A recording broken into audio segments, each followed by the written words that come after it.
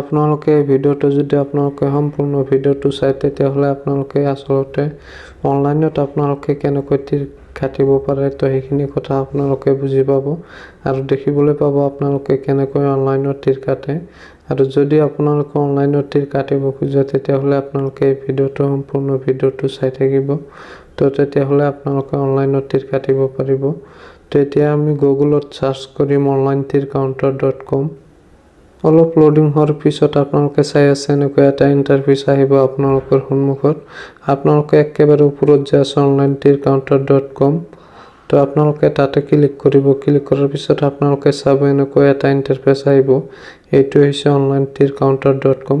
ইয়াৰ পৰা আপোনালোকে অনলাইনত তীৰ কাটিব পাৰিব। তো আপোনালোকে কেনেকৈ অনলাইনত তীৰটো কাটিব আৰু অৰ্ডাৰবোৰ আপোনালোকে কেনেকৈ কৰিব তো সেইটো আপোনালোকক দেখাই দিম। তো আপোনালোকে ভিডিঅ'টো স্কিপ নকৰাকৈ চাই থাকক। তেতিয়া যদি আমি ইয়াৰ পৰা অৰ্ডাৰ কৰিব খোজো নম্বৰবোৰ তেতিয়া আমি শ্বপ নাওত ক্লিক কৰিম। তাৰ পিছত আমি এনেকৈ এটা ইণ্টাৰফেচ দেখিবলৈ পাম।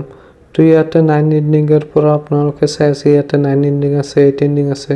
তো আপোনালোকে ইয়াতে গোটেইকেইটা ইণ্ডিঙে পাব 9ৰ পৰা 0 লৈকে। তো আপোনালোকে যদি ইণ্ডিং কেইটা চাব খোজে তেতিয়াহ'লে আপোনালোকে স্ক্ৰল কৰি নিচফালে যাব।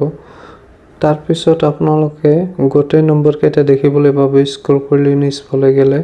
তো আপোনালোকে ইয়াৰ পৰা যিকোনো এটা সিলেক্ট কৰিব। সিলেক্ট কৰাৰ পিছত আপোনালোকে 4টা অপচন দেখিবলৈ পাব।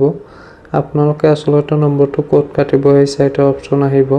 তাৰ পৰা আপোনালোকে যিকোনো এটা অপচন সিলেক্ট কৰি ল'ব। আপোনালোকে আসলতে নম্বৰটো ক'ত কাটিব তো যিকোনো এটা সিলেক্ট কৰি লোৱাৰ পিছত আপোনালোকে ইয়াতটো সাৰ্চ কৰিব।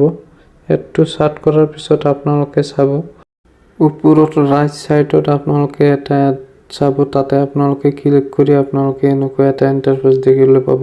মানে ইয়াতে আপোনালোকে অৰ্ডাৰবোৰ আপোনালোকে প্লিজ অৰ্ডাৰত তেতিয়া ক্লিক কৰিব লাগিব তেতিয়াহ'লেহে আপোনাৰ অৰ্ডাৰটো হ'ব। তেতিয়া আমি প্লিজ অৰ্ডাৰত ক্লিক কৰিম। তাৰ পিছত আমি ইয়াৰ পৰা আমি পে কৰিব লাগিব। তো আপোনালোকে চাই আছে অৰ্ডাৰটো সাকসেসফুল হৈ গৈছে। হৈ যোৱাৰ পিছত এতিয়া আমি অৰ্ডাৰটো পে কৰিম কেনেকৈ। তো এতিয়া আমাৰ হোৱাটছআপত এটা SMS আহিব। তো আপোনালোকে আপোনাৰ হোৱাটছআপ নম্বৰটো দি কনফাৰ্ম কৰি ল'ব।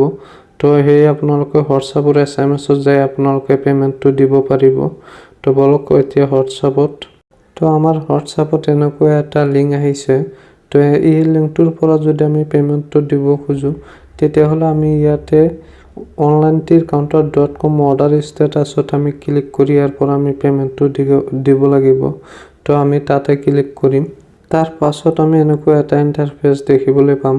তো ইয়াতে 3টা অপচন আছে। আমি এই 3টা অপচনৰ ভিতৰত যিকোনো অপচনৰে আমি পে কৰিব পাৰোঁ আৰু আফটাৰ আমাক পেমেন্টটো কেনেকৈ দিব সেইটো আপোনালোকক কম।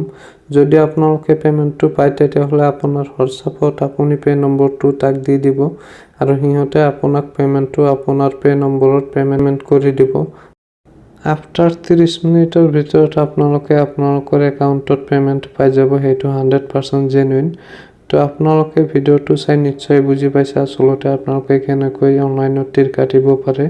তো আপোনালোকে অনলাইনত তীৰ কাটিব আৰু ভিডিঅ'টো শেষলৈ চাৰ কাৰণে ধন্যবাদ জনাইছোঁ আপোনালোকক।